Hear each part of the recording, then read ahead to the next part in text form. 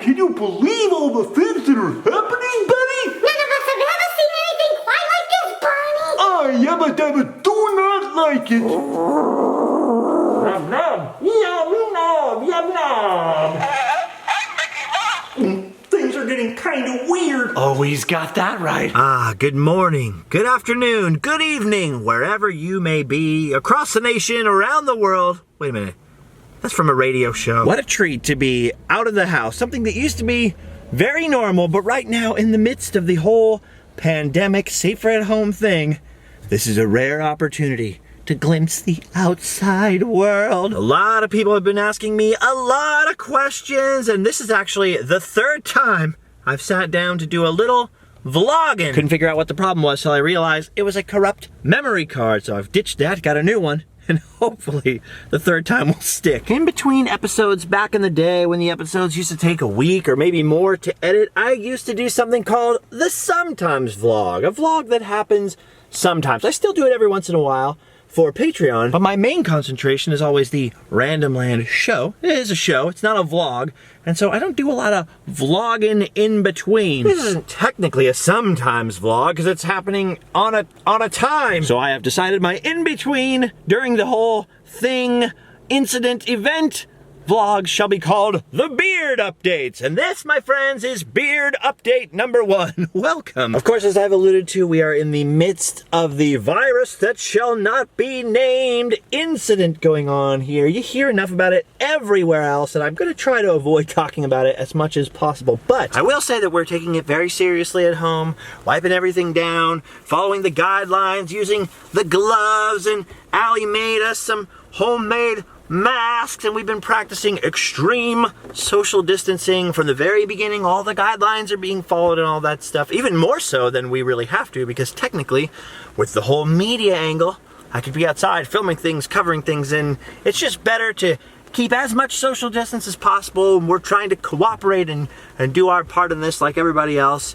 And of course, like everybody else, it's kind of a tough time, you know. Obviously, a lot of people have a lot more time on their hands right now than they thought they were going to with the whole stay-at-home thing. A lot of people are out of work, either temporarily or semi-permanently. A lot of people struggling, including us, because we had a very large order placed to open a whole brand new online store, and so we had all these things placed right before this happened, which caused a huge delay in getting everything, and now it's a mess. I'll talk about that in a little bit, but mainly this really is the ultimate quest for positivity situation. And for those of you who maybe don't know what the quest for positivity is, to oversimplify it and make a very long story very short, years ago I had an undiagnosed disease. I really couldn't leave the house for like 7 years. I was stuck mostly at home, miserable, really thought I was gonna die, really actually dying from this horrible thing, celiac disease, undiagnosed, a doctor still telling me to eat wheat, just totally destroying my body, my mind, going crazy, terrible. And just as that was getting figured out, started going through a very nasty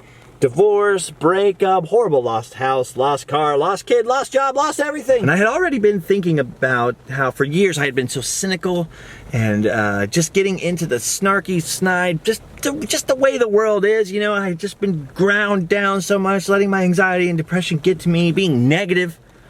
And when all this other crazier, even worse stuff started happening, and I realized I was gonna have to literally completely start from scratch, no skills, nothing to recommend me to the world, start a life over from the beginning, I thought I can either be crushed and destroyed by this, I can just give in and give up and be like, you know what, everything's negative, everything sucks, the world is over. Or I could go on a quest for positivity, realize that I cannot control my circumstances, I could only possibly control my reaction to those circumstances. And so I began the quest, the never-ending quest for positivity. Doesn't mean you're gonna wake up and be positive and perfect and a perfect optimist every day, but we all have those people, right?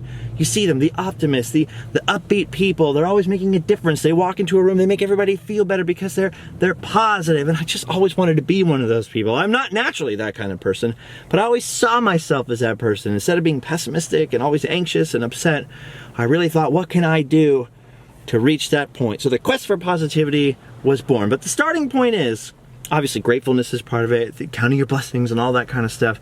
But the real starting point is, whew, this might suck. I cannot control the circumstances here.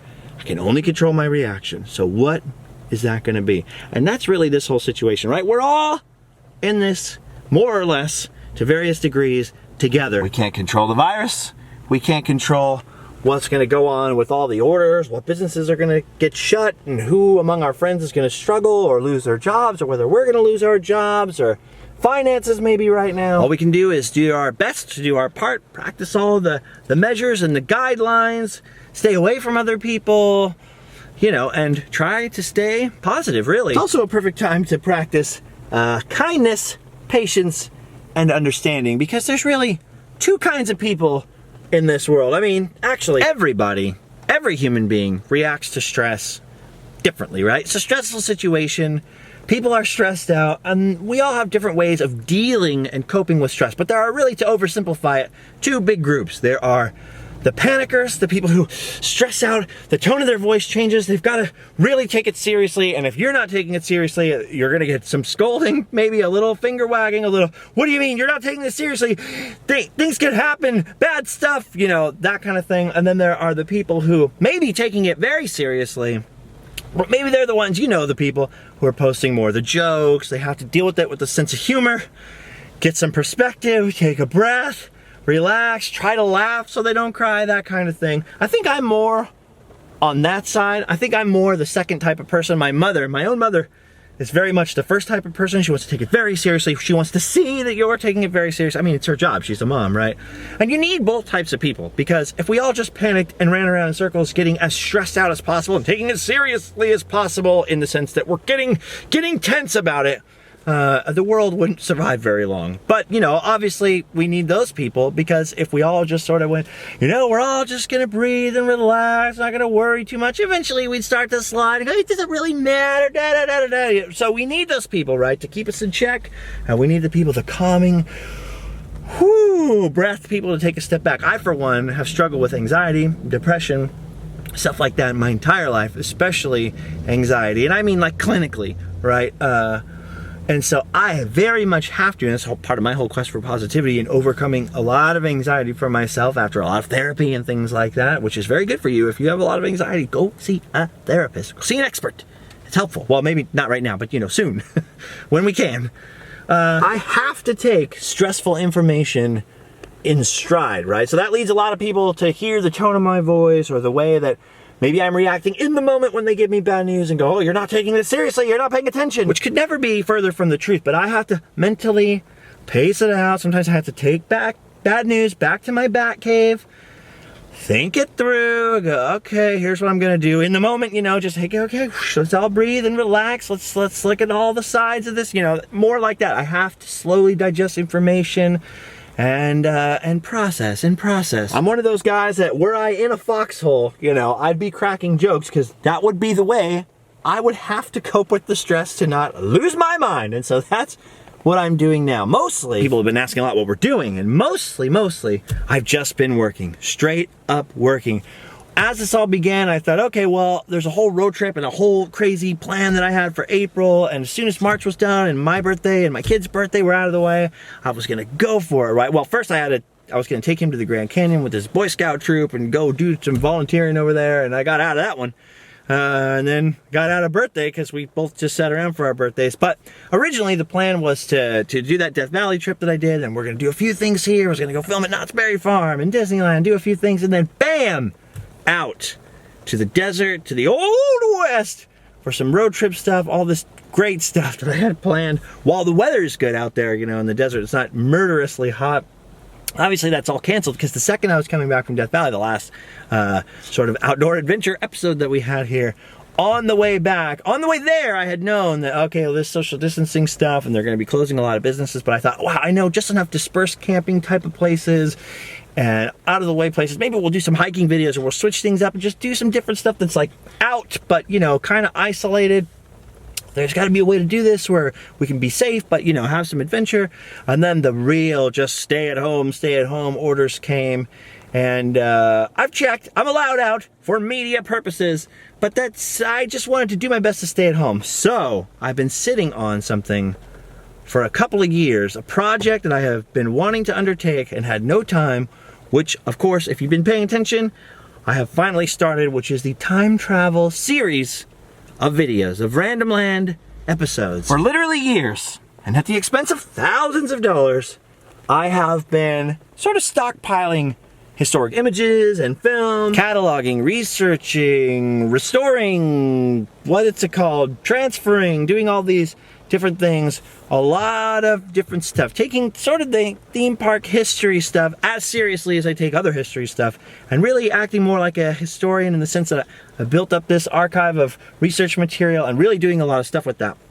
And I had wanted to do these different kinds of episodes, and I never really had time because, I mean, I'm always filming something, doing the research for the next thing I'm filming, just constantly cranking out stuff. It's so busy, and I knew these are the kind of things that would take a week or more to edit each episode, and I thought, I don't have time to stop what I'm doing now to do that, so I didn't really think too much about exactly how I was going to do it, just sort of put it off for a, no pun intended, rainy day.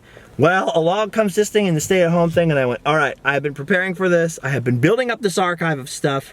I have been preserving this material to share with the world in a unique and fun way, and now's the time to do it. So I did one first test episode, time traveling to Disneyland in the 1960s, which I promise you is the very tip. Just the very tippy tip of the massive Titanic level sinking iceberg of material that I have for Disneyland. But I did the one test episode to just sort of work out how do I go about this. I think I got there, and then jumped in with both feet to Knott's Berry Farm and just completed a documentary about sort of what I would call Knott's golden age, when Walter Knott and the Knott family were running it, and it was still partially a berry farm, and these attractions were growing organically, pun intended. And these strange crops of attractions were popping up on the farm. And a lot of people maybe are not as into Knott's Berry Farm as, say, Disneyland or Disney World or maybe even Universal. I don't know. You don't see a lot of stuff out there about Knott's Berry Farm. And I think that's because a lot of people think of the modern theme park, which is great, and no disrespect or bashing to the modern theme park, especially for having really tried, especially the people who work at Knott's, in the face of a company who owns them, which is really sort of a roller coaster company, you know, roller coaster park company. They have really done a great job preserving whatever they could there and all that stuff. So no shade on the modern park, but I think a lot of people associate the sort of modern steel beam roller coaster place, and maybe they don't really know what made Knott's so special and such a huge influence on Disneyland, on Universal Studios as it became a theme park. And basically through those things, theme parks and attractions all over the world were inspired by this place.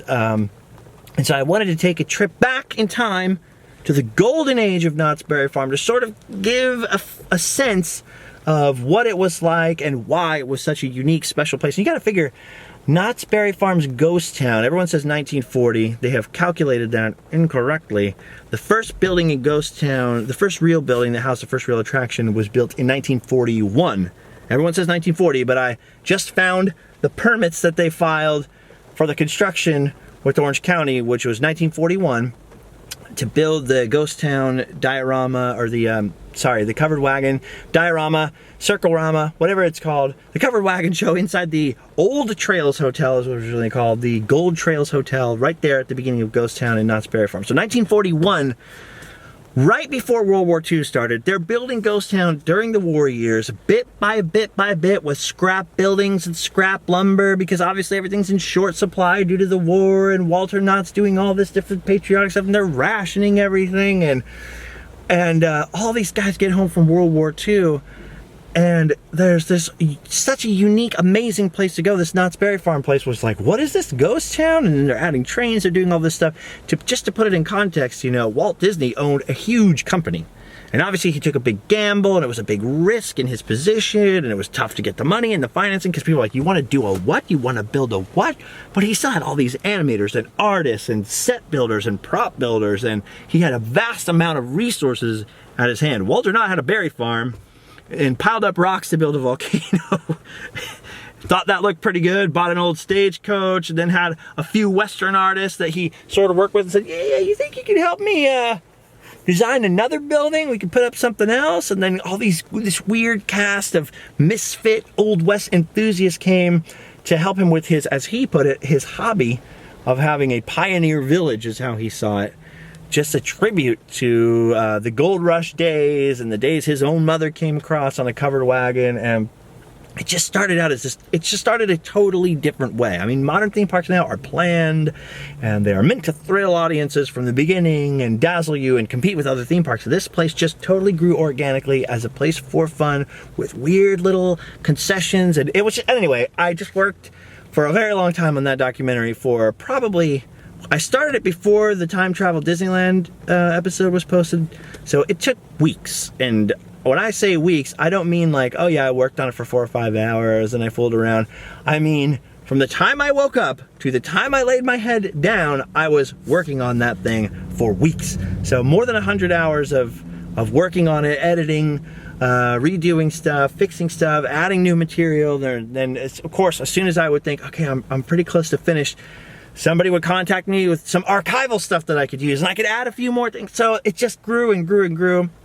I could have kept it going to like 3 or 4 hours, but I thought 45 minutes-ish, that's about the right amount of time. I think people are looking for Knott's Berry Farm, right? Not a lot of demand. So let me just give you 45 minutes of Knott's. And then of course I have all this other stuff about even more rare stuff across the street, the lagoon, all kinds of crazy stuff. But I'm like, well, we can get to some of that later.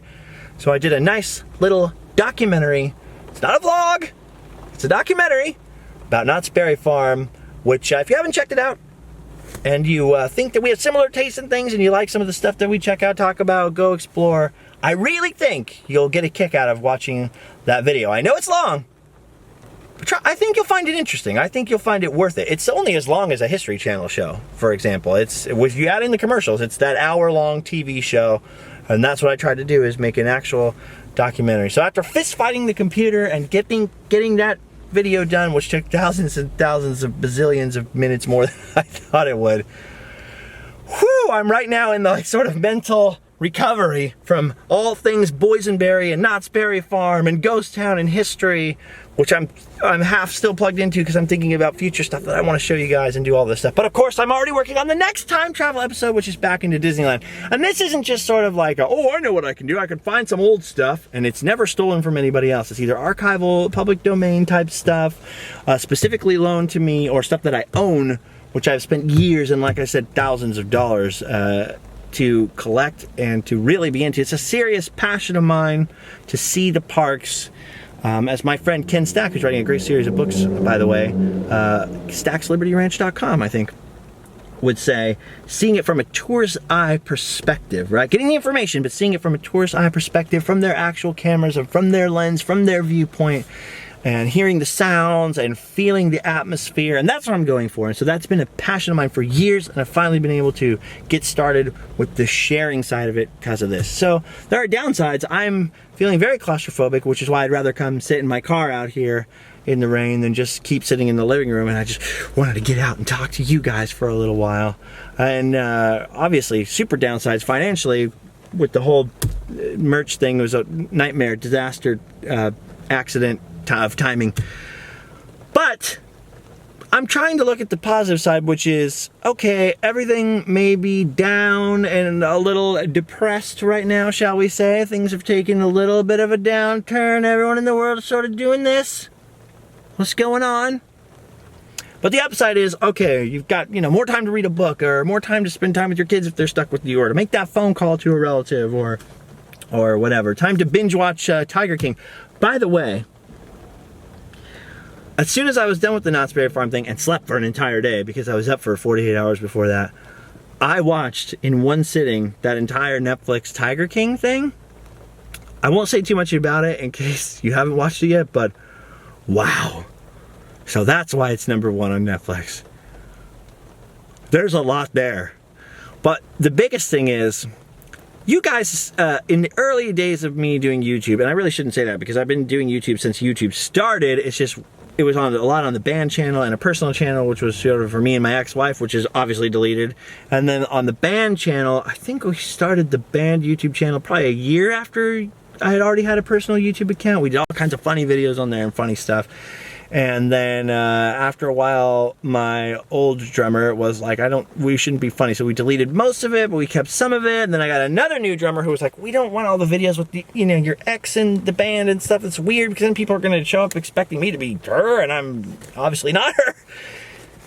Okay, fair point. So we deleted all that stuff. So really, I've been doing YouTube for a long time. But when I started doing the stuff that you guys have maybe seen and the stuff that still exists, and I had the blonde spiky hair, which was like the Billy Idol looking hair, right, for years and years.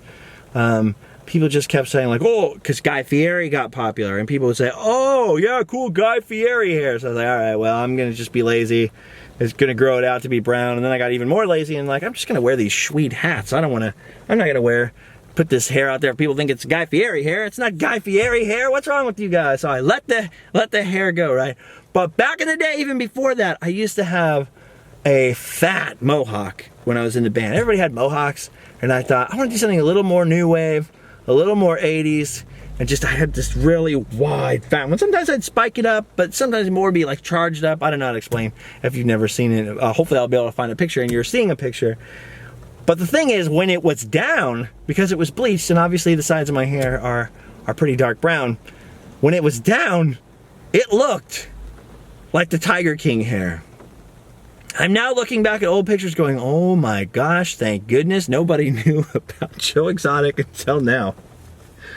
Because I had the hair. It wasn't exactly a mullet like he had. There was no short front. It was all one length for the mohawk.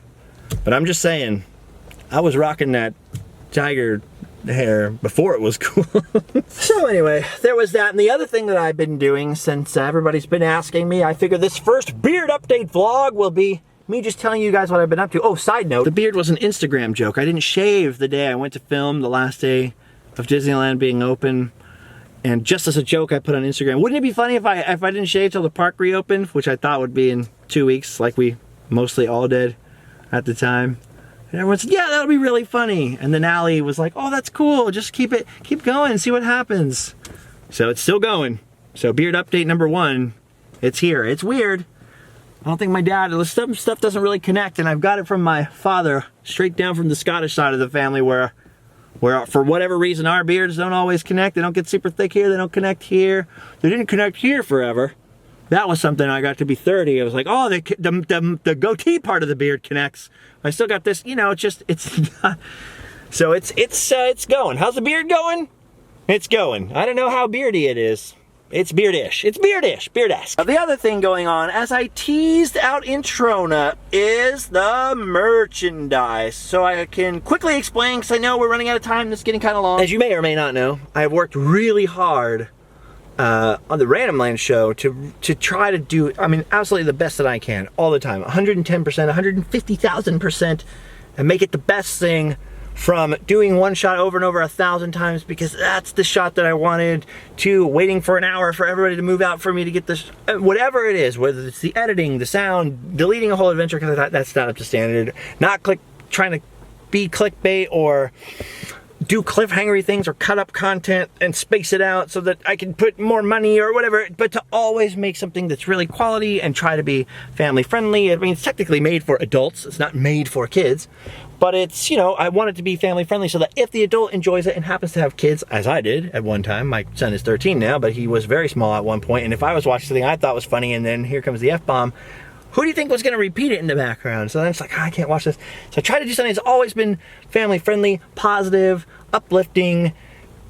Get something that's more of a distraction, not dealing with the stress and negativity and all the stuff of the world. I mean, you can turn on anything for that. I can turn the car on right now and turn the radio on, and we will hear some bad news about numbers and people dying and this and that and the other thing. So it's always been, from the beginning, this is something for the distraction, right? When I was going through my divorce, there was those BBC Animal videos where they voice over, Alan, that's not Alan, that's Steve. You ever seen those?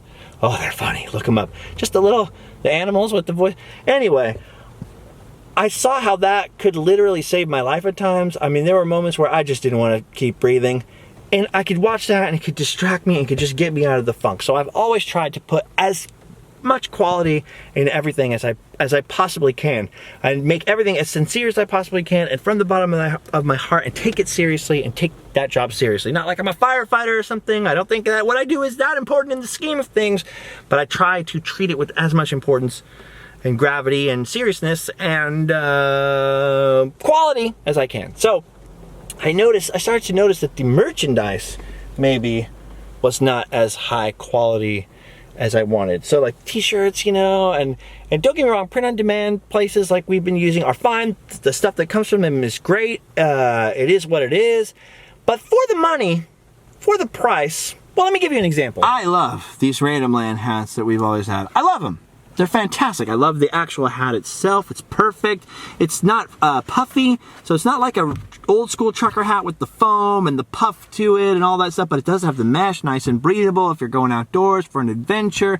Nice high crown though, black and white, classic. But I'd have to order them from the same place you guys did for the same cost. So like 25 bucks, I think, 25 bucks-ish, for example, for this hat.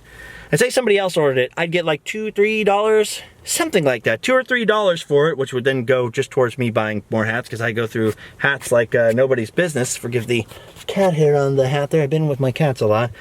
But it's also just like sort of a heat transfer thing on there, you know, just like a sort of a heat transfer decal type thing that's put on. And it worked great. It's fine for what it is, no problem. But getting $2, and then sometimes this would be crooked, and I noticed over the years more and more would come to me where it was like peeling off and it wasn't attached properly. I just saw standards going down, and I thought, why am I working so hard to make everything that I do the highest quality possible and to be like from the heart and very sincere, but yet I'm just sending this to this other place, they're making it, they're shipping, I have nothing to do with it, I have no chance to look at the quality or really feel it or see it before it goes out. There's a lot of stuff like that they print on that I wouldn't wear, you know, like, and for the cost, I thought there's got to be a better way. But I was always so busy. Same thing with like trying to do the new series and stuff. I was always so busy and so preoccupied. So I really don't have brain. I have low brain all the time. I don't have any brain to turn to the problem. Well, luckily, my brother, stay right there. Don't move. Don't fall now. Luckily, my brother has nothing but brain. My brother is a person with excess brain. So he's trained his eye on the problem in the fall with, what's the deal? Why I was so getting unhappy about certain things, mostly hat related.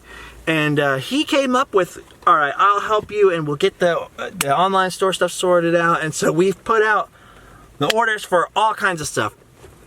New sticker packs, like I said, we had stickers before, but these are like, people were complaining because they were too huge. Like you couldn't put it on a water bottle and you couldn't put it on a bike or something like that because it was just, you know, massive. So we got the right size and 11 stickers in a nice sticker pack right over here, all awesome and sick. And we got new hats and bless his heart, I don't know if I still have them in here somewhere. I have, oh yeah, hold on.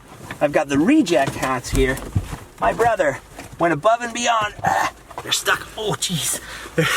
He went above and beyond, looking all over the world and literally contacting manufacturers and trying to get hats made that would be similar.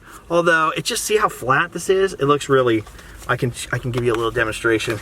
It's not the same. I don't know. I don't know if you could see just from that quick thing, but it's not quite the same, but working on getting, you know, places that could do embroidered hats like this, even experimenting with some puffy embroidery. I don't know if you can really see that. Some different types and techniques, which is just interesting. But I thought, no, it's got to be more the classic, you know, something that I would really wear every day and to start with and all that stuff. And so, bam! Old and busted? Heat decal, $25 to get a hat. Or new hotness. Quality. Embroidered. Beautiful. The stars are actually right. It's perfect. And we managed to finally, after much, my poor patient brother, much trial and error, come up with getting the actual hats, the same brand, the same nice fit, the same perfect thing that I'm used to, and getting them for, I think, at least something like $5 cheaper, and keeping that more, bam, in-house. So people would ask me for years, I just bought your hat. You think you could sign it, or do you think you can write a note to my brother Albert with the hat or something like that? I'm like, oh, I don't actually have them, so there's no way for me to do that. You know, I couldn't. They come from some factory and then they go to somebody's house and they just print them one at a time, and I don't have them in my house, and I can't do that. So it's a whole different way of doing stuff that we were planning, more personal and more direct from us, more DIY. And of course there's the opportunity that, like, well, this might actually help out more around here to pay the electricity bill and stuff like that. But there's also a lot more risk, right? Because you actually have to order this stuff and then it might not go anywhere. Like if, for example, there's a big pandemic and people are like, well, you know, I'm a little tight for cash. So we placed all those orders, and because this all started overseas, and even, for example, these hats, these sweet new hats, I'm wearing it, are embroidered right here in Orange County. It's a nice small business, really local business. I like to do that whenever I can. Like the coloring books were all made here. These are embroidered here. Obviously, they're manufactured overseas. But even like the thread, sometimes that comes from like Cambodia or Laos or Vietnam or China or somewhere like that. And then because all the shipping stuff and all the businesses shutting down, or maybe the suppliers in China, but they're getting made. So everything got all messed up and everything took forever and nothing came. So we put all this money out and then we're just paying the interest for the stuff that wasn't coming and not making any, doing any stuff. So we're finally gonna open the online store. It's gonna happen any day now. We're supposed to do it at the website, randomland.com, but there's a whole other problem with the website. And my website guy is great. We're rebuilding it, but there's some problem with the hosting, so we're going to have to move everything around because it was like hacked or something weird happened to it, and there's a whole weird thing where there. Anyway, it's a long story, but basically I'll put the link to the shop now because it's not open yet. I don't think at this second, maybe possibly by the time you see this or in a few days. But it'll have a little thing in there where you can put your email in and then it'll let you know when it opens up. So we'll have a new store, eventually a new website, randomland.com. I think right now the shortcut for the store is like randomland.myshopify.com. I'll put it down in the description so you can have it. And by the way, I'm going to turn comments off on this. And not for any other reason than I'd like you to check out our Facebook group, the Sometimes Mob. Sometimes Vlog had the Sometimes Mob. It's a nice positive place. We don't talk about sex, politics, religion. We really don't talk about the virus thing. We don't talk about negative stuff. It's a no argument zone where people are really positive, come together, discuss things, talk about Random Land, talk about all that stuff. We don't talk about theme parks. They have a separate group for that. But we talk about, you know, just what's going on in the world in a nice positive way. So I will put the link also down there for the Facebook group. So that's where you can go and leave a comment and talk about all this stuff together. Anyway, so also, I was so stoked though. I'm so stoked on the new hats. I'm so pumped up and positive on it. Look at this. And then finally, you can replace your bland, generic Route 66 patch, which I plan on doing as soon as I get home and finish this, with a sweet Random Land patch. So even if you've never actually traveled Route 66 and had an opportunity to travel the mother road yet, if you've done it the Random Land way with the videos, you too qualify in a very non-posery way. In a legit way. Bam! You too can sport some sweet Route 66 Random Land swag. It's got the little heat transfer on there. They're really nice. Marrowed edges, 100% coverage. I learned a lot of things about patches. So these are friggin' sick. Not to mention all the old pins, every little one that we can hold back and hold back some up for this. So we've got all the cool stuff, the glow in the dark stuff, and a bunch of old stuff which you couldn't put on eBay. If you had it on eBay and then you had a new thing come along, it's like, well, we better take down what's left of the old ones to make room for the new ones, or people will be confused because if it's more than one item, I don't know. It was a whole problem with it. So now we actually have an online store where everything can be there. It can be in stock. You can do all the stuff. You don't have to be like, oh no, eBay, I better run. I'm gonna panic.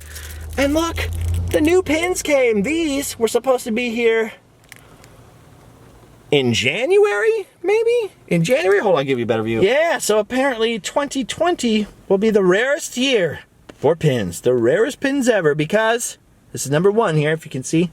Number one, it was supposed to be here in January, and who knows when number two will show up. Plus, and it's still coming, but like I said, shipping all over the world. Got totally heimbucked, so it's still coming. And I have the samples of it, and I want to show you so bad. It's so funny, and it's so awesome. Something epic this way comes, which will be on that store. Something epic. I think it's epic anyway, merch-wise. That is cool. That is unlike anything anyone I've ever known has ever had. It is awesome. I'm so stoked on it, and it is coming.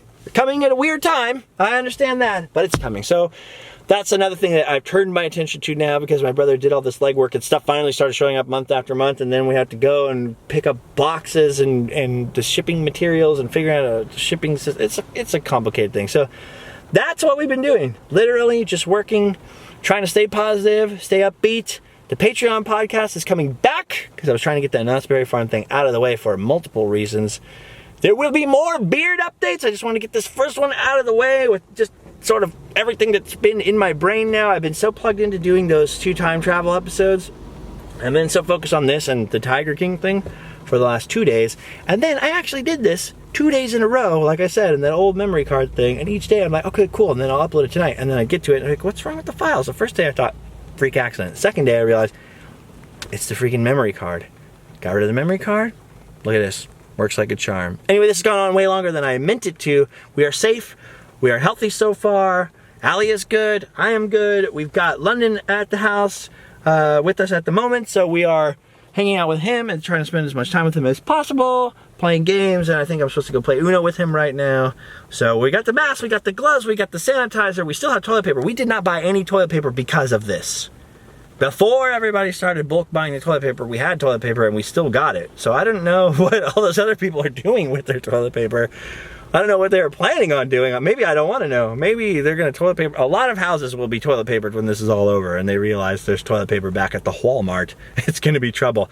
I want to rewatch all of King of the Hill. I want to read several books that are backlogged that I haven't got to. I'm doing a bunch of research for a bunch of things that, you know, hopefully we'll get to film soon, sooner rather than later. And it looks like on the bright side of things, you know, the curve is flattening and there are way less shortages than people thought there was going to be, and way less crowding and stuff.